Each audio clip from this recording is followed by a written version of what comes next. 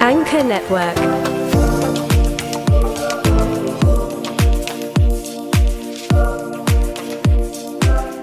Thank you for joining us. This is Brispa Abraham with Anchor Network, where we bring you conversations with ordinary people doing extraordinary work in our community. In our conversation today, we will feature one amazing lady. She's a mother, she's an author, she's a dancer, and many other things. However, before we go into the details, let us get to meet her and know who she is. Welcome to the show, and please introduce yourself.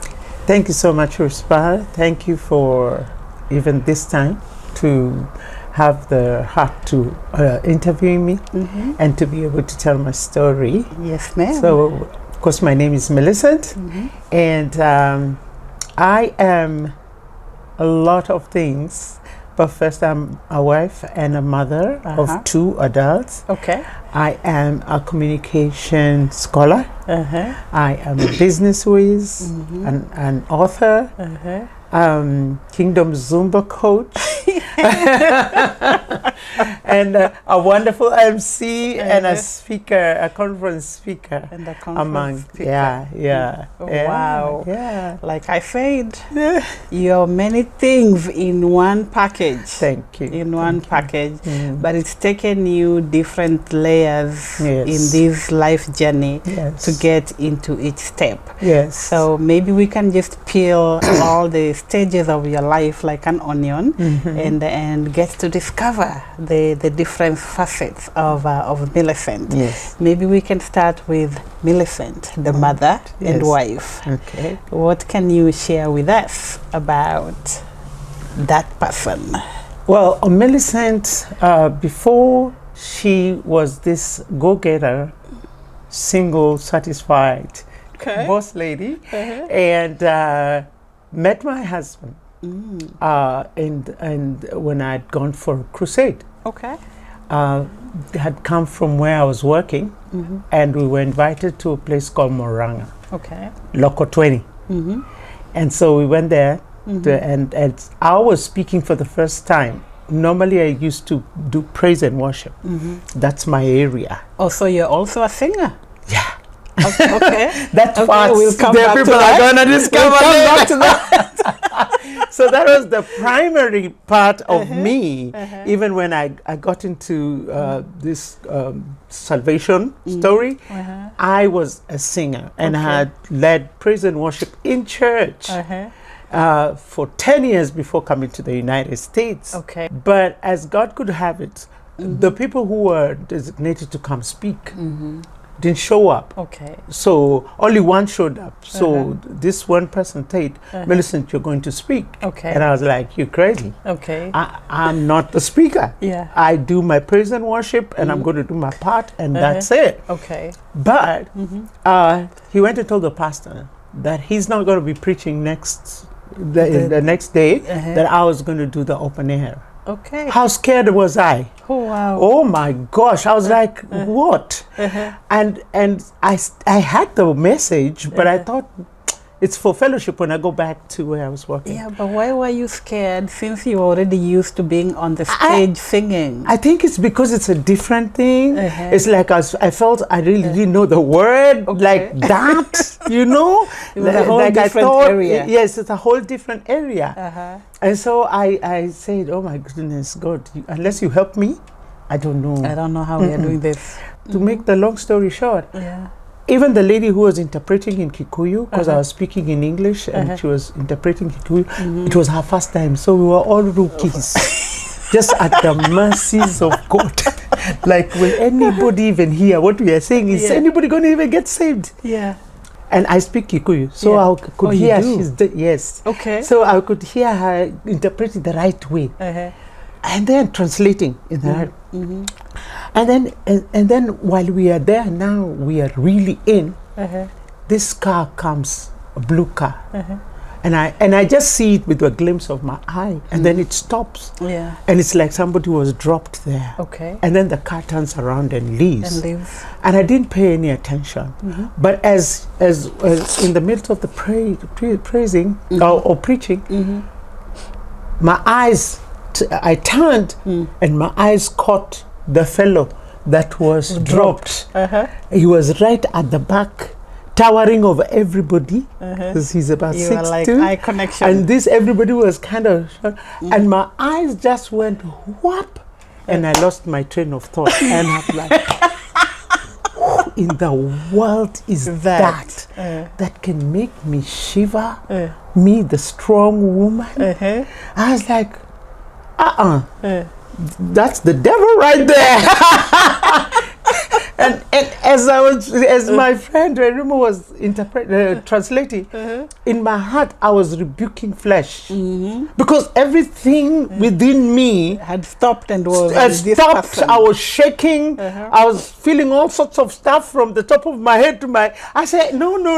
We cannot go back to Misri. We can't go back to Egypt. No. Anyway, the long story. 1995, we got married. So this is He is the one. how we met. This is how we This is met. how we met story. This is how we met. And we got married. And now we have two kids. Okay. So, the marriage life has been wonderful. Wow. And he's the only man who was able to stop me for a minute. And talk some sense into my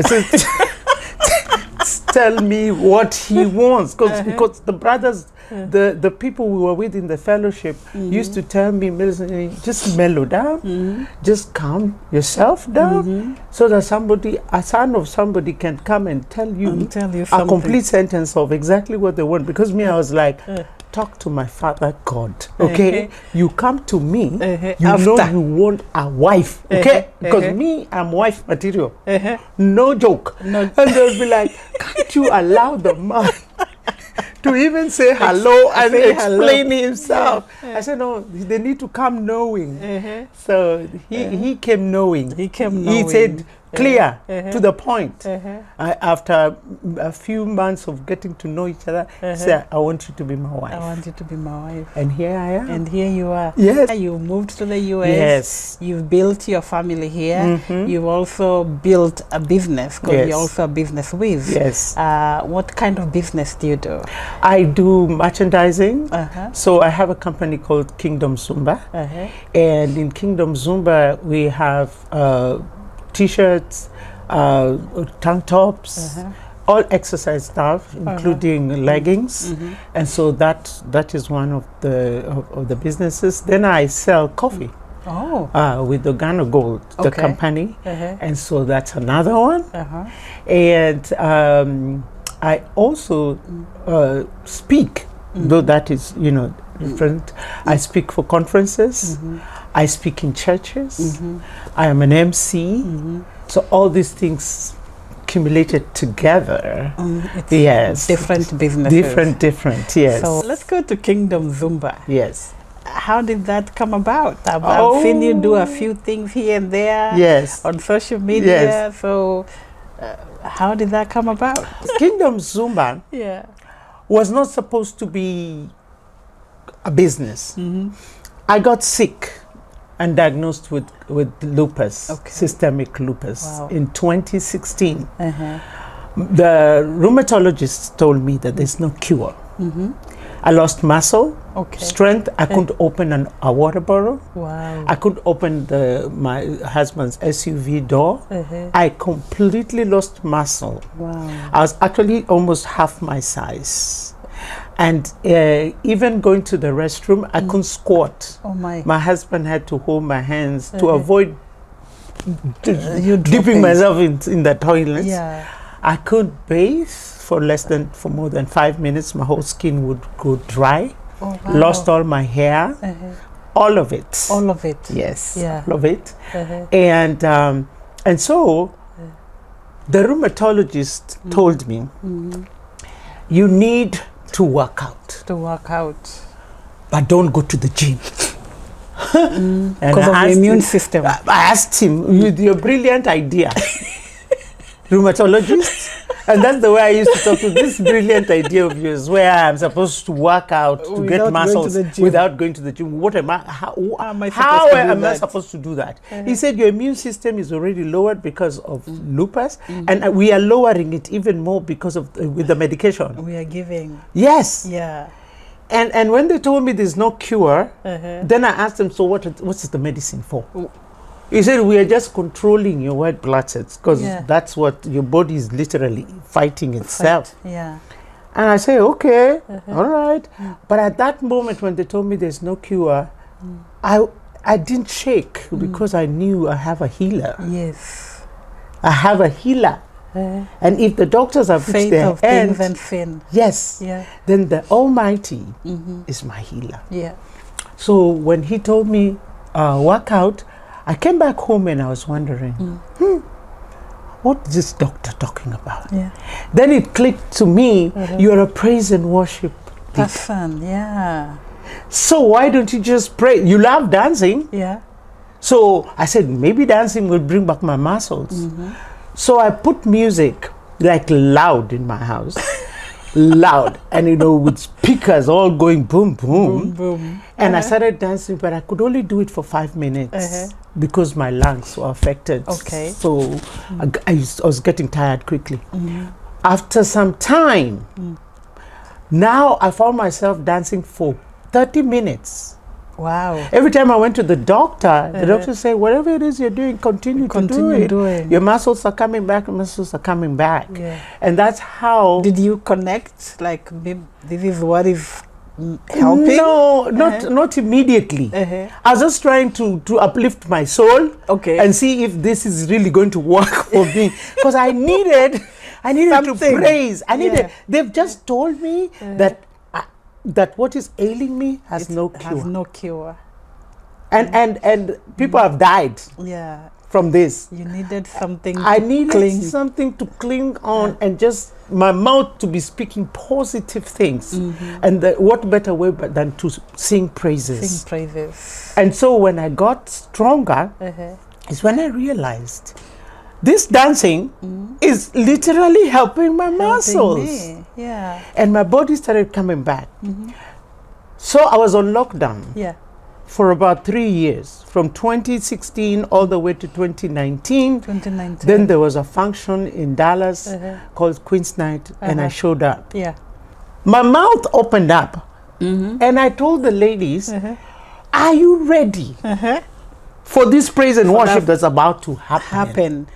You people are not ready. I'm telling them, I'm challenging them, but you're not ready. You people are going to embarrass me. You think I'm the one who owns the Queen's Night, and I'm not even a committee member. I'm just ordinary DFW woman. It's important to you, so you belong. And I said, you all are going to embarrass me.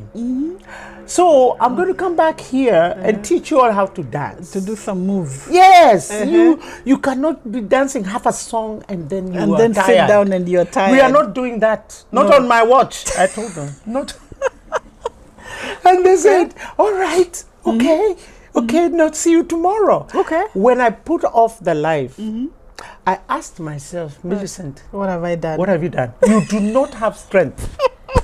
You have no strength.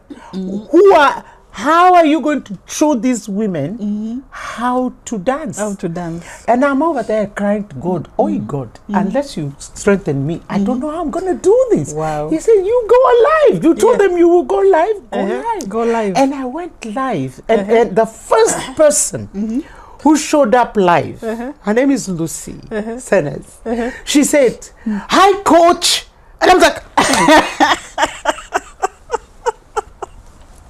now I'm a coach. Now you're a coach. I was like, this woman has a lot of faith in my dancing. Hey. And so I said, hey, yes, coach is here, coach is here. Then I opened my mouth and I said, are you all ready? And they're like, typing, yes. And I said, are you really ready for Kingdom Zumba?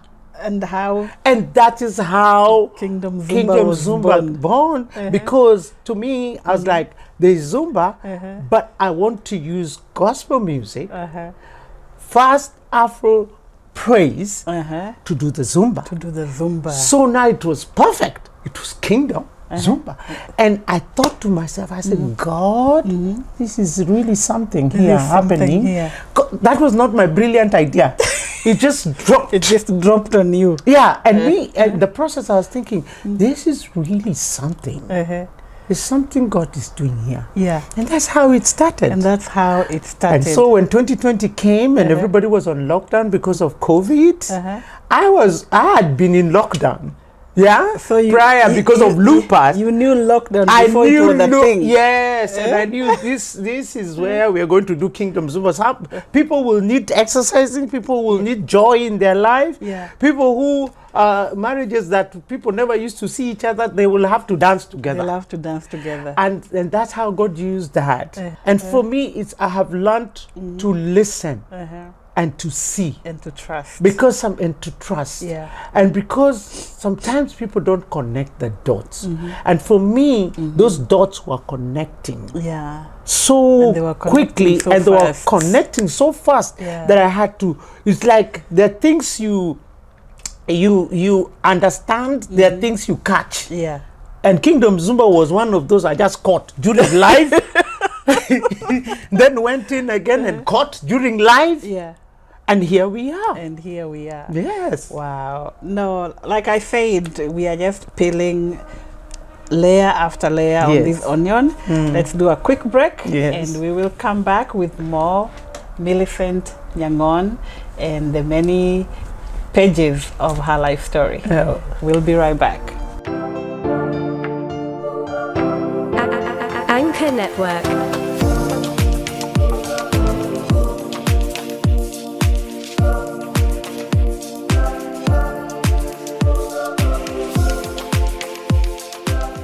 We are back with Millicent Nyangon, an ordinary woman doing extraordinary things in our community.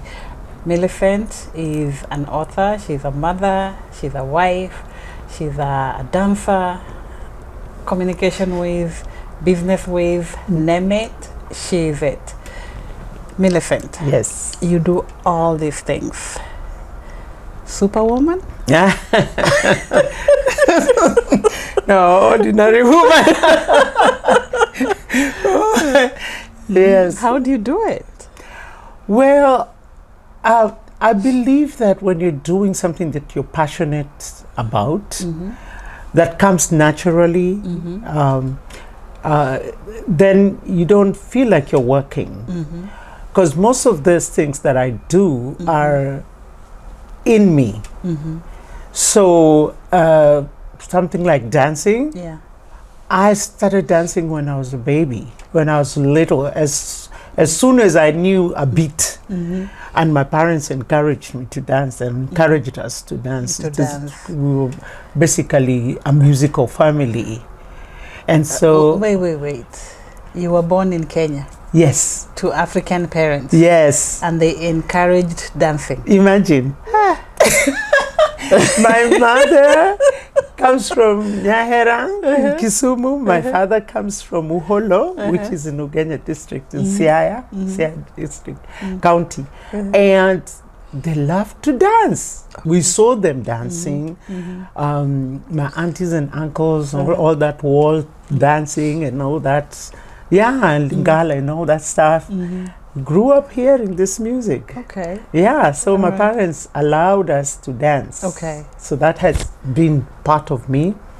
And so when you're doing something that you are inbuilt to do, you're equipped or born to do.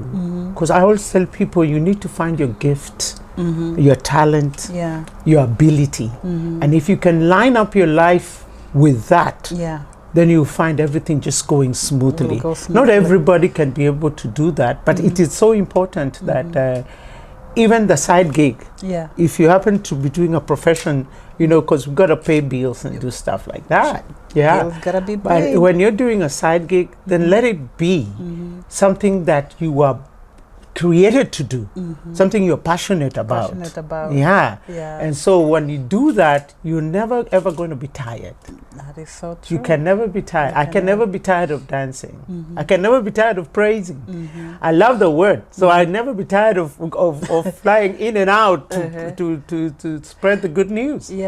So speaking of you loving the word, and through our conversation, you've spoken about your belief and the faith that you carry through the different things that you do.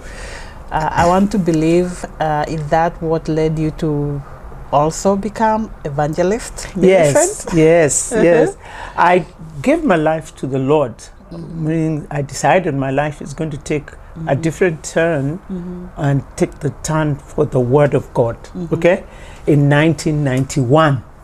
Okay. So when I did that, when I joined the church, when I went to the church and said, okay, I've given my life to Christ, I want to try different life and live my life according to the Word of God. They had an evangelistic team within the church. And I thought, because I want to be able to talk to people, I knew that's I've been given the gift of gab. Yes. I know that and I own it. And I'm like, man, I gotta talk to humans, you know? So I started thinking, which department should I go to? Of course not sitting or whatever. I gotta go out there. Yes. And see how really God works out here. My gift to use. Let's go out there and talk to people, you know? Yeah. And so I joined the team. Okay. Yes, I joined the team. And when I joined the team, we were trained by, you know, the people who were heading the team. And we went out. We went to Kapatonjo. We went everywhere. I saw Kenya through the gospel, through evangelism. Oh, wow. Yeah. So we would go out and spread the word and come back to the church in Nairobi.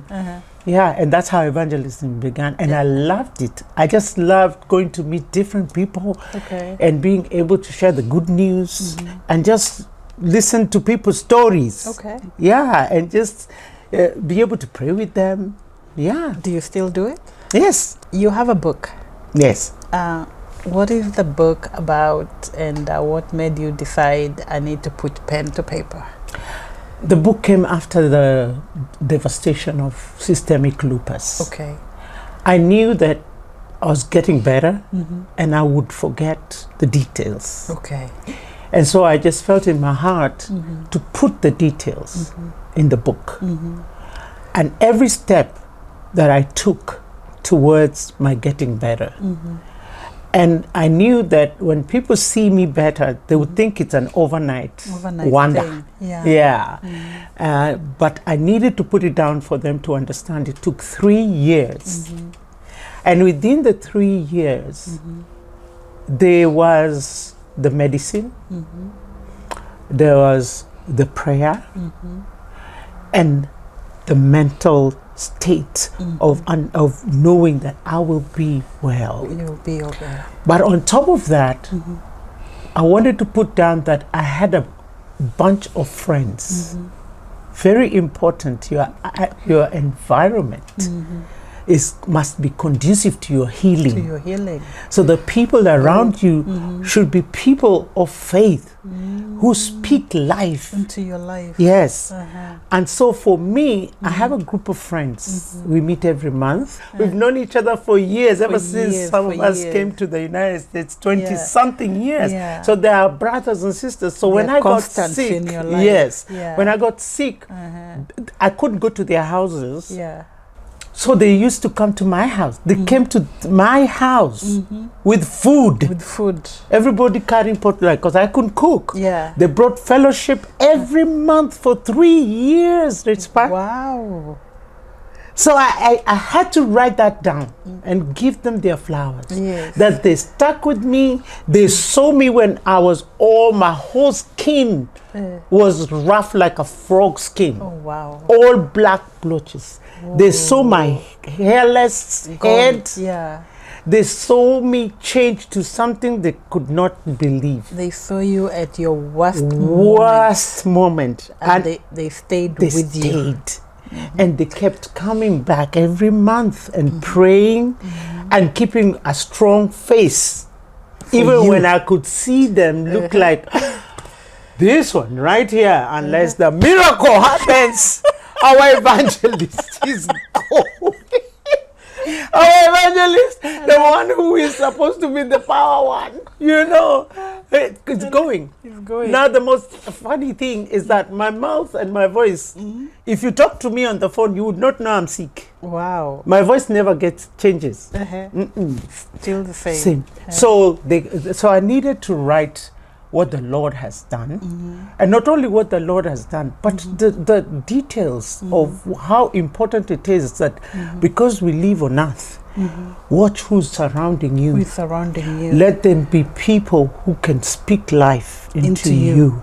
And so I put all that, and of course wanted to also show what part my family played, my inner circle. Life. Yes. The people, my husband saw things that can never be written in a book and cannot be said. Wow.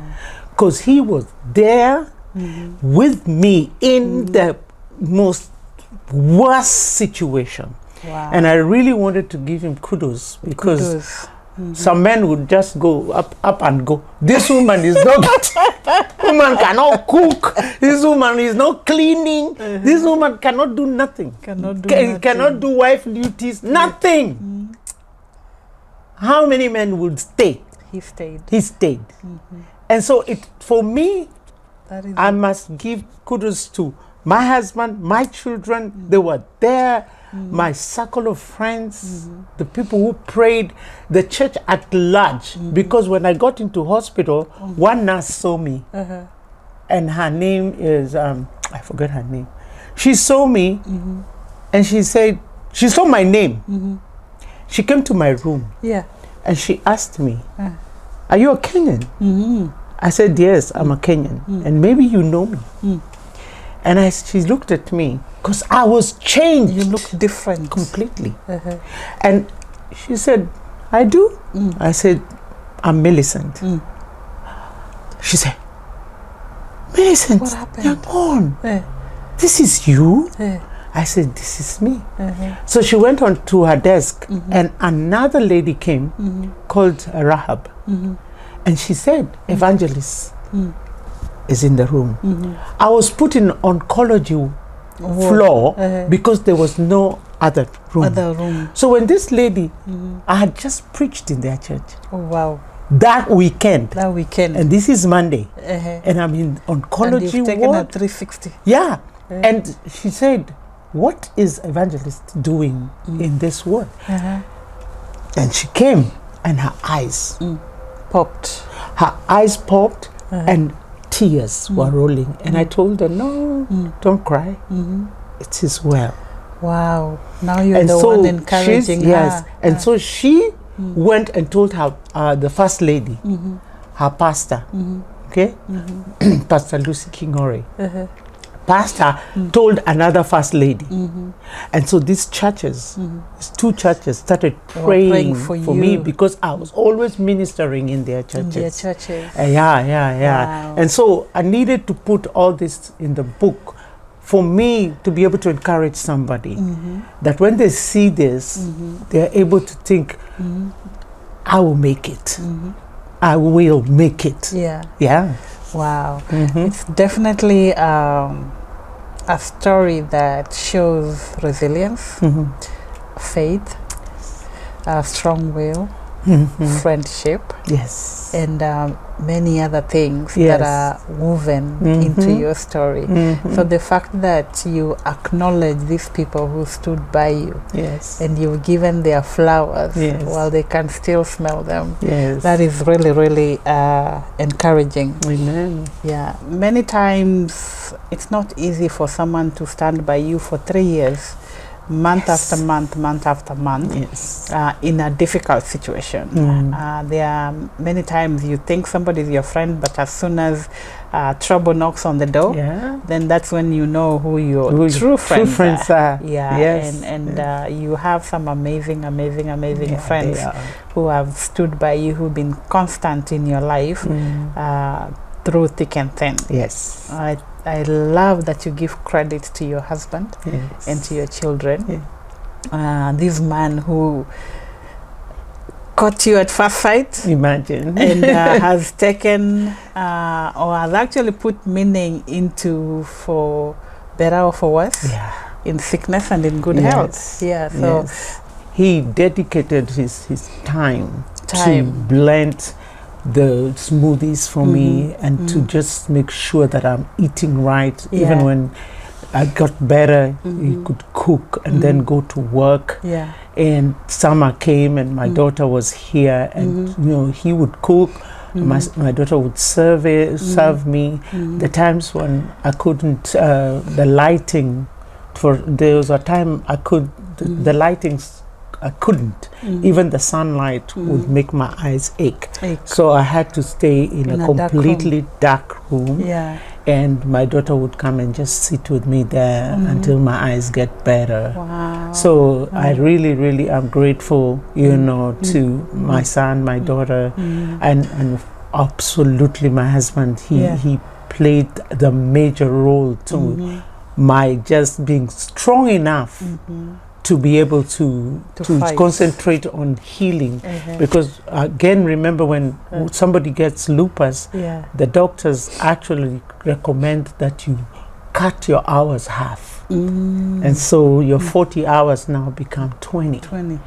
How many people will be able to survive with 20 hours? 20 hours. And my heart goes out to those who are diagnosed with lupus and maybe they're single parents or they're two-income household, that if one does not work, it becomes a problem. So in that sense, I was able to concentrate on my healing because my husband took over everything. Sacrificed. He took everything. The rent, the bills, everything, the food, everything. And just said, you just get better, Mama. Just get better.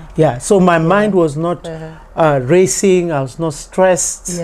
You see, because all these things matter. All these things matter. And stress is the worst for anybody who's sick or lupus or have high blood pressure and all this stuff. But having a household of people, my inner circle, as I call them, my children and my husband, who advocate, they're just peaceful. It's just an atmosphere that is conducive to getting well. They're prayerful. And they would pray over me and pray over me, you know. So all these things played a role and a factor, and I'm really grateful that they have such wonderful group of people and family. And my brother, who's a physician, his role was for me to bounce every single thing I'm told by the doctor, and I am on him. And I naturally don't like medicine. Okay, I do not take even headache medicine. I drink water and I go where I'm going. Go where you're I going. am the kind of person who likes to take garlic, take any other traditional herb, marbaine, whatever it is, natural. But here I am, sick, and they have prescribed medications that have side effects of death. Now, how do we even work with that? How do you even work with that? So I knew I had to detox my body even after taking the medications. I was not trusting anybody. I was not trusting the doctors. So I would tell my brother, this is what they've given me. They're telling me to take this. And then he would tell me, call me by my inside name. My African name is Adiambo. He said, Adiambo, take the medicine as prescribed. Like, okay, the doctor, okay. They say, you must take the medicine as prescribed. So in the book, there is story of must take the medicine and you must pray. And I would pray and talk to my medicine. and tell my medicine, you are side effects. You're not going, not me. Not on me. I say, you go do what you're supposed to do, which is make me better. Yeah. But this depositing of side effects in my body, Somewhere I was else. like a mad woman. I was talking in this house like that. But he played a role in my confidence. Yeah. I had to write the book just to give thumbs up and say, I see credit. you. I just love all of you, you know, and to be there and stick with me. Now that's really wonderful to have such people in your life. Yes. And your mental health in a state like that really needs to be top notch. Yes. Could that be what led you to be a certified mental health coach? Yes. Actually, you're right. My friend called me from California and said, there's an opportunity for us to study mental health and be mental health coach, meaning our job is like gatekeepers. Yeah. Whereby we can talk to people, you see they have a mental health situation, and now you can direct them to the psychologist and the psychiatrist, because all I needed to do was to be able to have a database of all the people who are psychologists, therapists, because I knew once I've done this course, I will meet people and I'll be able to detect and to see if they need the services. Yeah. And because in my going out and speaking in conferences, they find it easy to talk to me. And I would be able to say, you know, I can recommend that you are seen by this person, go to this therapist and that therapist. So I became an advocate of people going to see therapists, even just for life. Life itself is hard. just live. You don't have to be sick. You just, life itself needs navigation. And so when somebody feels overwhelmed, they need to see a therapist. So I went in and did our courses and was able to get I was certified mental health coach. From Kenya, I was a caterer, and I started my own business. Okay. Yeah, catering for weddings. All I needed is one wedding. Okay. And I have money. Kenya was wonderful. Yeah. So anyway, so when fast forward coming to America, I said, I need to get a job, but this job has to be in a restaurant, a hotel. So I went to look for a job in a hotel. And they told me I come at very weird hours. Okay. We had Joshua at 4 years old. We came with him. And so I needed to be a mother. Yeah.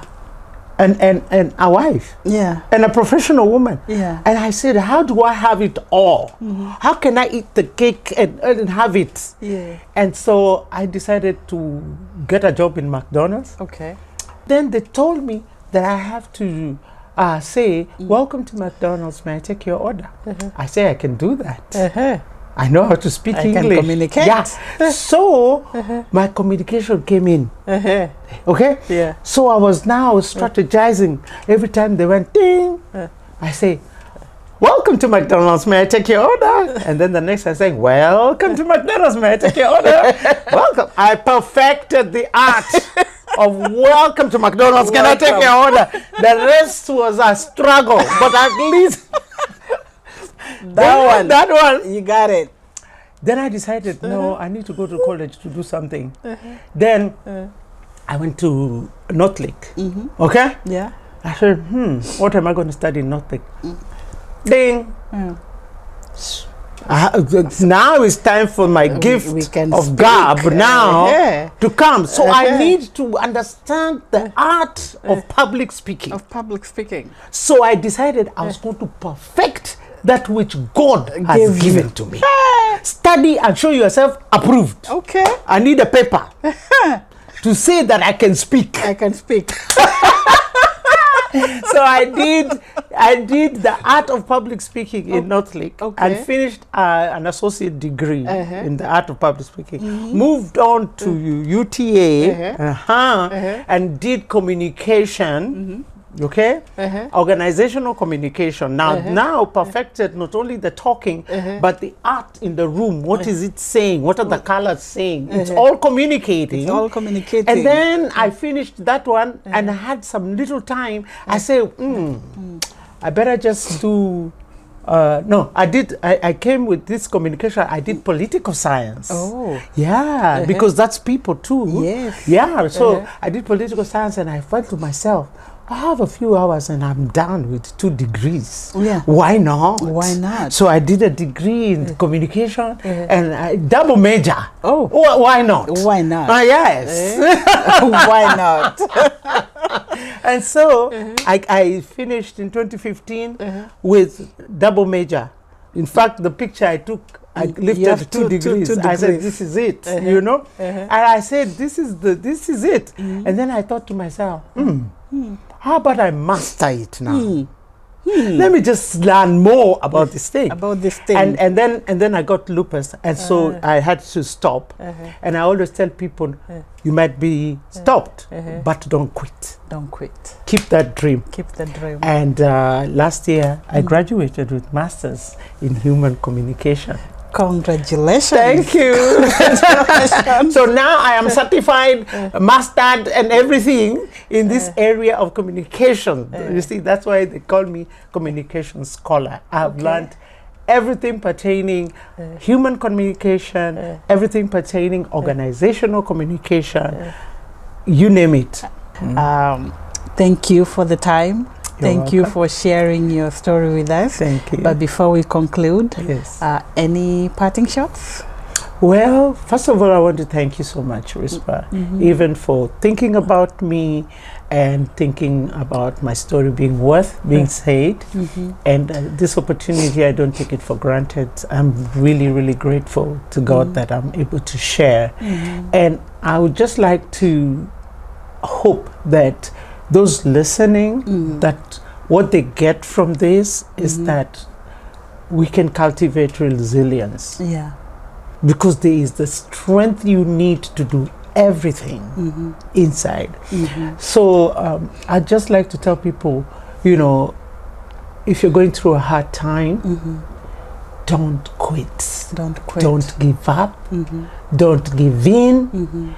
Know that God's got you. Got you. And He's counting on you to make it to the other side. To the other side. You see, on the other side of lupus, on the other side of lupus, there was the author. I didn't know I was an author. Yeah. But on the other side of lupus, there was the author. Yeah. On the other side of lupus, there was the Kingdom Zumba business and coach. Yes.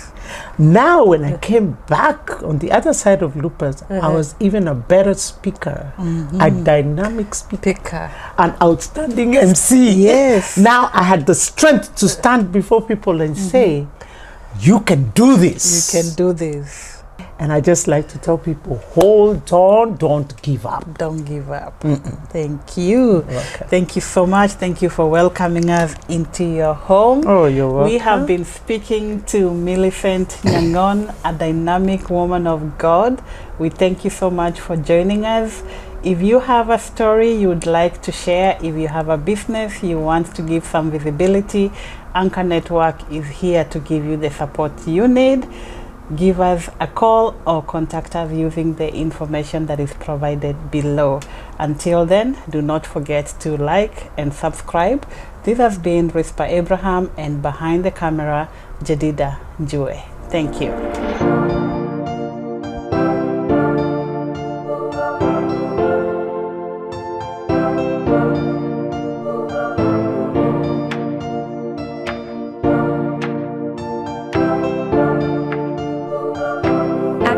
Anchor Network.